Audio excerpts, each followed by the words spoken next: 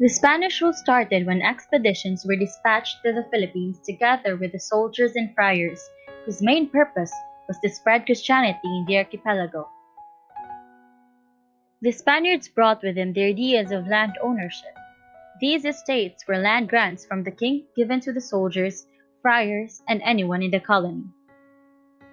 These lands were then shared to the Filipinos for sharecropping in exchange for rent or crops, but when landowners increased taxes, they eventually abandoned the land. The friar estates trace their beginnings to the land grants which were made to the early Spanish conquistadores. Spanish law required that land grants not encroach on some areas already occupied by Filipinos.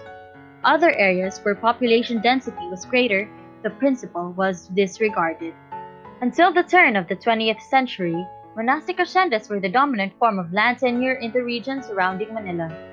Throughout most of the Spanish colonial period, ecclesiastical states occupied nearly 40% of the surface area in the four Tagalog-speaking provinces of Bulacan, Tondo, Cavite, and Laguna de Bay, and within this generally fertile zone of the Philippines, they controlled the largest share of the most productive soil.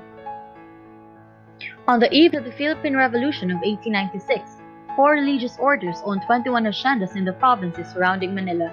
Over the next few years, the church sold estates largely to the Philippine government. During the 19th century, the Dominicans, owners of 10 estates, were the largest landlords in the region, followed by the Agustinians with 7, the Order of St. John with the large Hacienda Buenavista in Bulacan, and the Recollects, owners of the two valuable and intensively cultivated estates in Cavite. During the Spanish colonization, there were two types of priests that served the Catholic Church in the Philippines.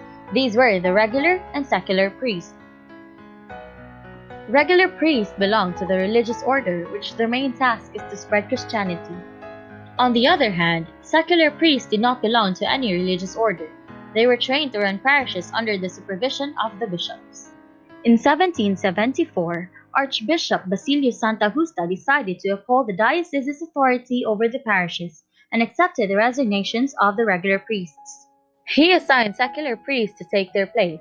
Since there were not enough seculars to fill all the vacancies, the Archbishop hastened the ordination of Filipino seculars.